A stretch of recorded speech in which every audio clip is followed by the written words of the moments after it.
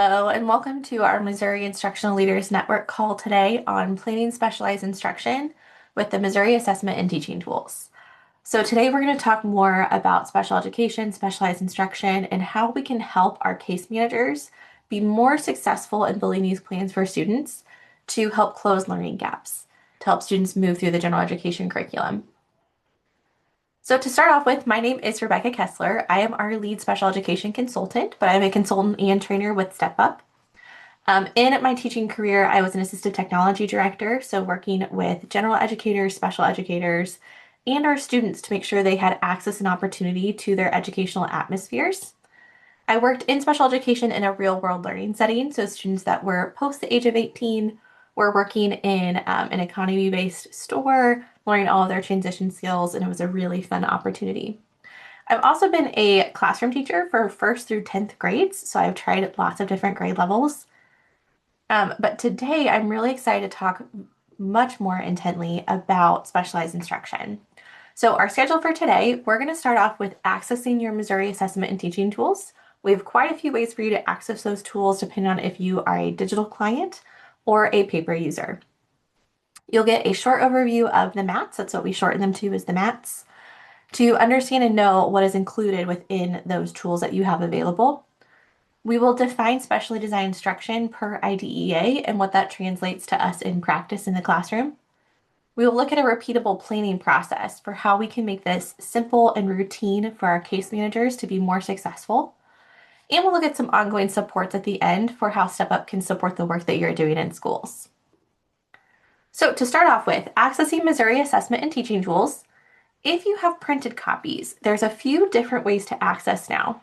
The first is our teaching tool books. So we have all 4 core subjects. Our special education teachers really enjoy the math and ELA books, but those are in a K-5, 6, 12 kind of band break apart. Those are great if you have kids that are moving up and down that continuum and you really need access to more than just one grade level. You might also have our 4 core books. These were new about a year ago. This one includes all 4 of those core subjects, so ELA, math, science, and social studies, and it's every standard necessary for an individual grade level. So this example here is 3rd grade. This has every single thing a 3rd grade teacher would need to know, be able to teach, assess correctly to make sure her students reach proficiency. And then another way is through our client folders in our Insight tool. So if you have a client folder, it would look something like this. It would be shared by your Step Up consultant, so you'd have access to this digitally. You might have saved it in a bookmark or in your starred folder in Google. But when you're in here, you're going to look for the single landing page. This has all of our subjects on it. You'll see a document with book icons. If you have that document, so the one you can see here, you have access to priority and supporting standards. If your document has circles, you just have priority standards. So if you would like those supporting standards, you can reach out to your consultant. And then in addition, you might also have access to the Missouri Early Learning Tools. So that's thinking through our pre-K students. Another way is through our Insight tool. So on the left-hand side, you'll see the tool kind of scrolling through a GIF or GIF. So you can see kind of what that looks like in access. But within that tool, you will have access to the vertical progressions tab. So you can open the maps through that tab. You will also, as you're seeing right now, you can access those through the goal tabs. And so we'll look at that a little bit later on as we get into planning specially designed instruction. So now that you know how to access your MAT tools, next we're going to look at a little bit of an overview to understand how they're formulated and put together. This is always a great reminder, especially for all of our staff. But if your special educators have not gotten to see this content, helping them understand what they have at their disposal is really important.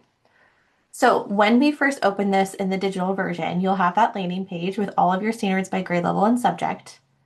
You can access through the vertical progressions. You'll also be able to see the vocabulary, so essential vocabulary for those skills, the unwrapped standards, the 1.1 to 4 scale, and assessment questions. I'm going to open one of those up just a little bit later on. So defining specially designed instruction. This is per DESE and per IDEA. So adapting as appropriate the content, methodology, or delivery of instruction to address the unique needs of a child with a disability to ensure access of the child to the general curriculum. so that he or she can meet the educational standards of the public agency that apply to all children. So we're adapting to the needs of eligible children for content, methodology, or delivery. Those are some of those keys there. The other side is to make sure that we emphasize that it's ensuring access to the general education curriculum. And in Missouri, that's our Missouri Learning Standards. So when we're thinking about what is specially designed instruction, it is something that is structured, intentional, planned. It's something that we have prepared for ahead of time. It's not on the spot, like, oh, I could try this new idea today. These are very thoughtful, well-intentioned ideas for how we're going to address the needs of the child. We also want to ensure that it addresses the needs outlined in their IEP. So making sure if we know that a student has a certain difficulty, that we are planning for that in our instructional progressions, or making sure that we're using methodologies that are evidence-based to support that child. These are plans for instruction. So it's the teacher actions. What am I doing with that student? How am I delivering that content? What materials will I need to ensure that they are getting the education that they need? We are also monitoring and adjusting based on that student data. So regardless if you are taking data for progress monitoring, we should be monitoring instruction through the cycle.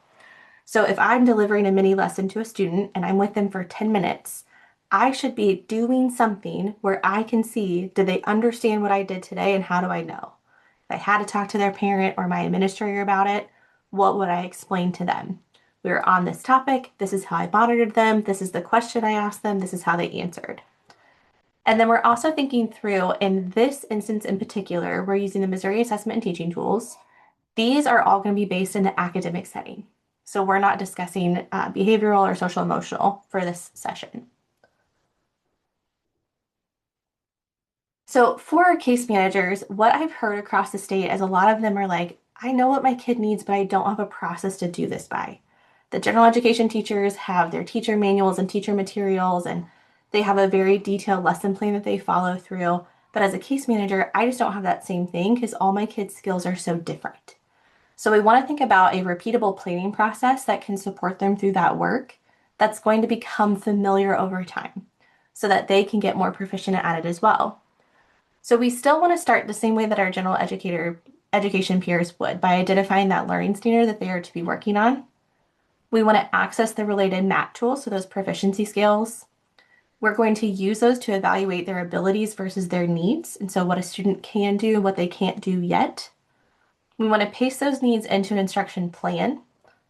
We want to determine the means and methods of data collection. So what is going to be my goal? How am I going to track that result? And then we gather those relevant materials.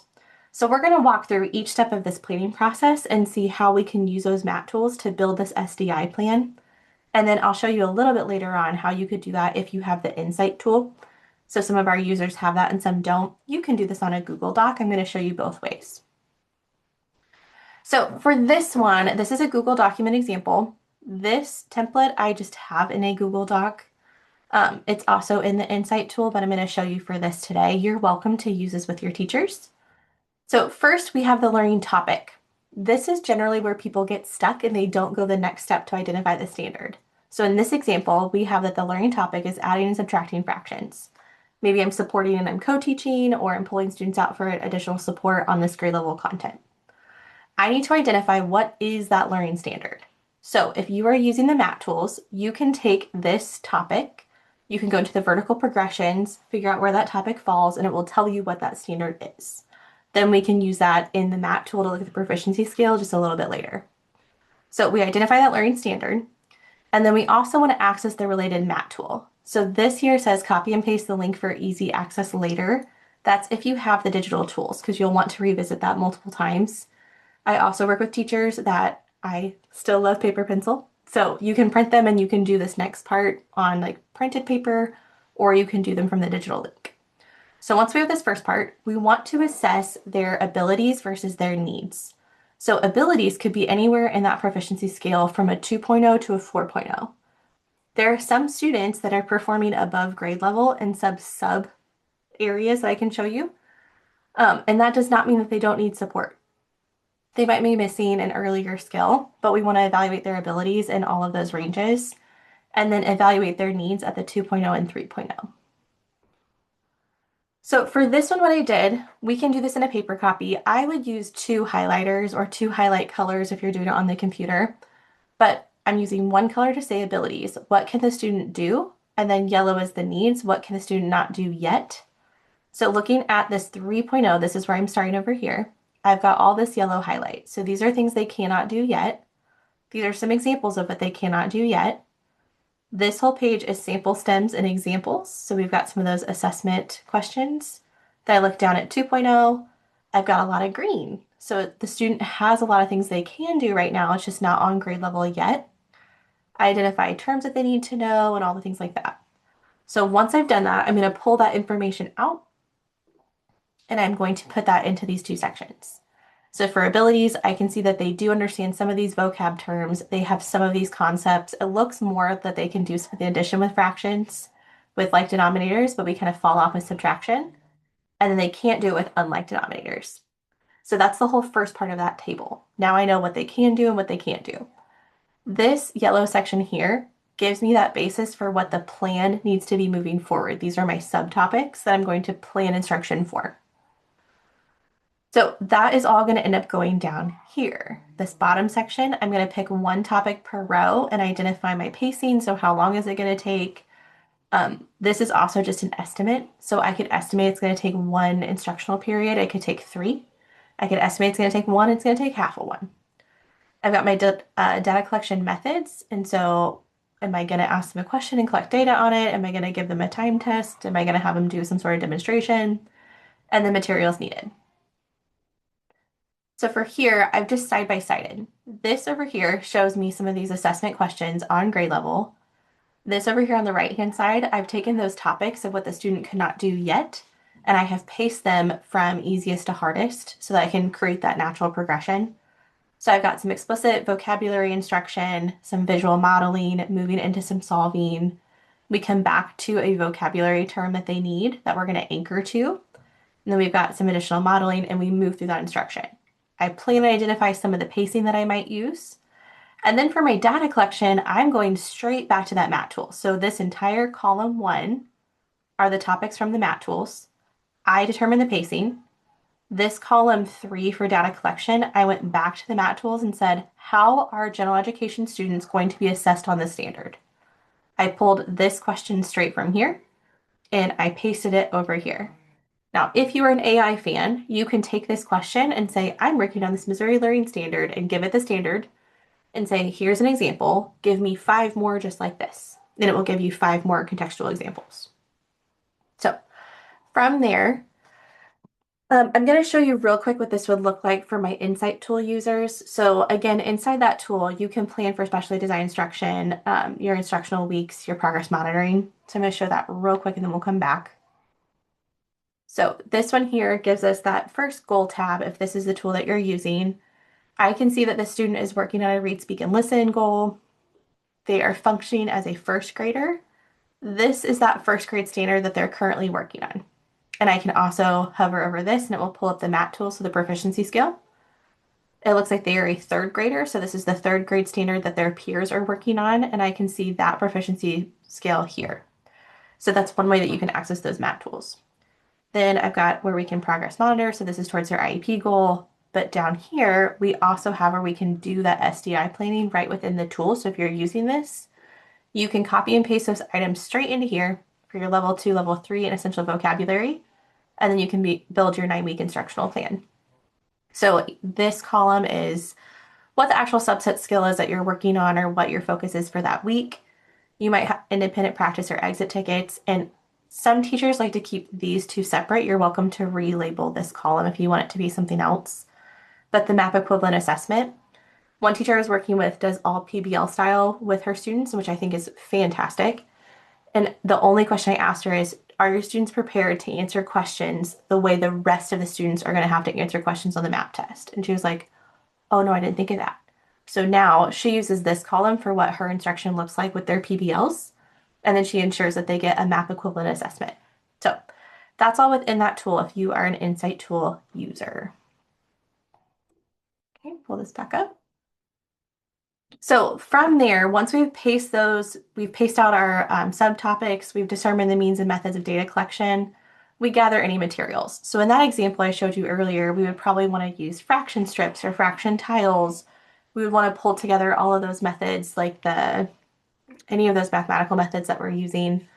I could also go to the general education teacher and say, hey, the student is needing more support in this, or it's going to take more time for them, or I need to do different methods. Can you give me the materials that you're using in class? And you can build a different basis for that student. So if you need to make any accommodations through your STI planning. And so some key takeaways to think through. Specially designed instruction is intentional and data driven. So if I make this 9-week plan and I have a student that doesn't really understand week one, my job as a special education teacher is not to keep moving down the road. It's to make sure that I'm filling those gaps of what they don't understand and finding why that is. So I want to make sure I'm consistently taking data. That does not mean that I have to log all of that data for someone else to see, but I have that where I can make instructional determinations. We are aligned to grade level standards. There is a caveat to that it does not necessarily mean the grade level the student is currently in, but I can identify what standard that student is working on. So if I'm working with a third grader and they're working on a first grade standard, I can say, this is the first grade standard they're working on. This is what proficiency would look like, and here's where they are right now. So we should be able to identify those grade level standards along that continuum. The MAT tools provide a clear pathway with skills, assessment, and instruction. I have those sub skills, those turn into my mini lessons or my progression plan for intervention. All of my assessment questions come straight from those state documents. So I can use those to guide and create additional assessment questions to support my student to get the skill. And then effective planning takes comparing the standard expectations to the student's needs. So in the general education classroom, this is different. I have a lesson, I'm going to teach the lesson. I do it to the whole class and then I kind of figure out what kids didn't get it. When I'm doing STI planning, I really need to start from what does the student know and what does the student need to know that they don't know yet. So I'm really doing some evaluative work as we're getting started to prepare for that plan. So a lot more diagnostic. And then teacher clarity in the learning objectives leads to increased student outcomes. We knew that from the research, but really a lot of teachers that I work with are saying things like, I just didn't know that's what that standard meant. I didn't know that was the level of difficulty of the reading passage. I knew that they could do the work with fractions, but they didn't know the vocabulary skills. So when they got to the assessment question, they didn't know how to read the question. I didn't know that's what that meant. So the more that we can get teachers into those standard documents and helping them understand how to break those apart, the better we're going to see some of those student outcomes. So if anyone is looking for additional support with this work, on stepupconsultingservices.com, you can access all of these through our products tab. We've got the Insight SPED tool, all those Missouri assessment and teaching tools, the 4 core handbooks. These are really great for teachers that teach one grade level. We've got those early learning tools, so especially if we've got some of our kids in pre-K that are needing additional support. But we have our Insight special education tool that we do additional demos over. This works with your compliance tool. So it is not a replacement for your compliance tool that is monitoring your dates and making sure that signatures are done. This is really an academic planning tool. It is exportable to PDFs. You have full ownership of the tool and it is a one-time purchase stored in your school's cloud drive. So you have access to use that forever. We also provide additional special education professional development. That includes our standards-based IEPs, design specially designed instruction, where we walk teachers through the process and we actually do plans. So we scaffold those out and build out what a student's going to need. We do additional trainings on the Missouri assessment and teaching tools for special education. A lot of our clients have already done that for their general educators. We have a complementary training that goes with that for our special educators and our Insight tool onboard training. So with that, I would like to say thank you for your time today. I welcome any questions, and if you would like to reach out to me for additional support, you can at RebeccaK@stepupconsultingservices.com.